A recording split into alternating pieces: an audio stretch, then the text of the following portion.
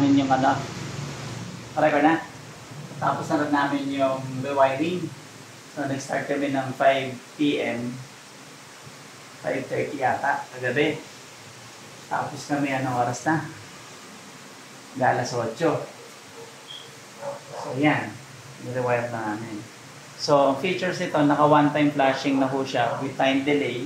Tapos yung one-time flashing niya, ang pang-flash sa kanya ay purified water o permeate water para mas ma-prolong yung life ng membrane. So, ito yung breaker natin. Interlocking relay, timer. So, set lang muna natin ng 20 seconds. So, yan. Meron na siyang conductivity meter, voltmeter, tsaka ammeter. Pag napuno yung product tank, iilaw siya.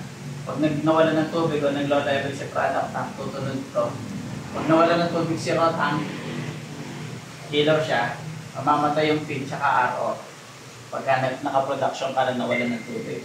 So, product pump, mamamatay siya pag nag-low level. So, ito, instead na buzzer, ginawa namin ilaw na lang yung sa flashing niya, sa auto flash. So, on natin si breaker. By the way, ano rin pala to, may voice command siya sa RO. So, ginamit namin Google. Mamaya demo namin yun. So, hindi pa siya naka-configure. So, unang interlocking, pag inan mo yung RO, nang hindi naka-on ng feed pump, hindi siya gagana. Yan. So, kailangan mo muna siya i-on. So, pag inan mo si feed pump, ang daling pump, kaya naman nakabackwash, akit yung inlet pressure. Siya. Try natin mag-automatic. Para ma-check natin kung gumagana yung pressure switch niya o gumagana yung kanyang ABC. Ayan, mag-automatic.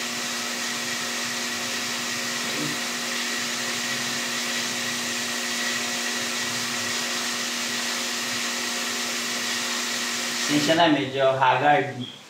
Kasi kami dalawa ni Sunny Boy, wala pang tulog. Binabaling walang tulog, kesa walang gising. Yan. So, nag-automatic siya. So, on natin si RO, sinat ko lang ng 20 seconds yung flashing. So, take note, naka-off po yung product pump na switch. So, dahil ginagamit natin na pang auto flash sa membrane is yung permeate water, ano siya, kahit naka-off pag automatic on, 20 seconds lang naman yan. Tapos nakailaw yung auto flash. Yan. So, namatay ito, saka pala nga andar si feed pump at si RO pump. So, siyempre, mag-automatic off. Sada. Ayan. So, initially, ang unit ng ating conductivity, ang unit ng measurement niya, conductivity siya, microsiemens. So, pwede naman natin ilipat sa ppm. Yan. Sa 9, bumabalik siya sa ano, bumabalik siya sa microsiemens. So, set natin siya ng ppm. 8.75. Close up mga sandal. Kasi conductivity meter siya eh. So, microsiemens yan. Temperature. Yan yung ano niya. Dito. TDS niya. So, let's say, nag-automatic off si RO. So, trigger mo. Yung maikse. May hagdan dyan.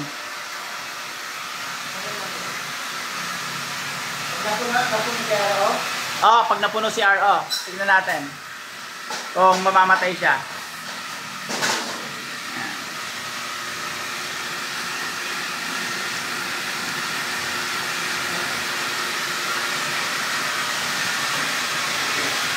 Yan. Kunyari namatay si RO dahil puno na. So yung maikli. Yan. Namatay si RO. umilaw yung product tank full. Ibig sabihin, puno na siya. Let's say, nabawasan yung product nang hindi ko pinapatay yung RO pump. On. Nabawasan. Nag-on ulit si RO, pero hindi na siya nag-auto flash. Okay, hindi na siya nag-auto flashing. So, pag pinatay ko ngayon, si feed pump, automatic mamamatay yan. Namatay siya dahil naka-interlock nga ho. So, pag binuksan ko si feed pump na hindi ko pinapatay si RO, umandar siya pero hindi na nag-auto flash. So, let's say naman naubusan ng tubig si product tank.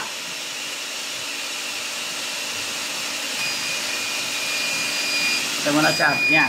Naubusan ng laman si product pump o si product tank. Nag-off si product pump. Tapos nag-a-alarm siya, low level product. So, nagkatubig ulit. Automatic siya. Trigger mo nga ulit. Nilayo ko yung camera eh. Yan, namatay si product pump, umilaw si low level product. Pag tumaas yung level niya ulit, hindi ko pinatay si product pump, andar siya. Okay? So, on natin na si RO.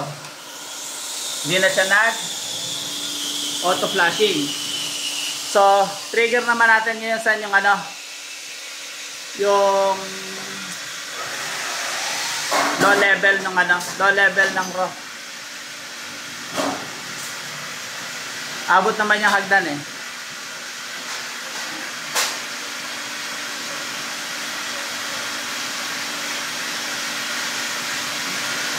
Taas ng flow niya. 5.5.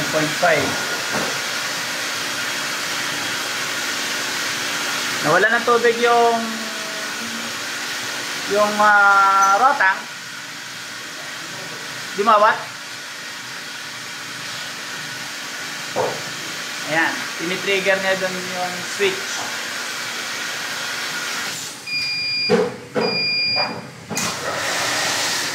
Mag-on ulit. Step. Baba. Baba. Baliktad. Ayan. So, nagpo-production. Namatay si feed pump tsaka si RO. Tapos, ang nag-a-alarm so low level RO. Nagkatubig ulit. Hindi na siya nag-auto flash. Okay? So, ulitin ko. Pag pinatay ko si feed pump, binuksan ko siya ulit, hindi na nag-auto flash. Kailangan i-reset ko sila lahat. Patayin ko sila lahat. Yan. Ang meron lang is yung ating voltmeter tsaka ammeter. Pag inon ko si feed pump, inon ko si RO, yan, nag-auto flashing siya. 20 seconds. Yan, kaya mataas yung reject niya. After 20 seconds, andar na siya ulit. Yan na yung ating conductivity. So, initially lagi, mataas yan. Hanggang sa mag-equalize siya. Okay? Thank you.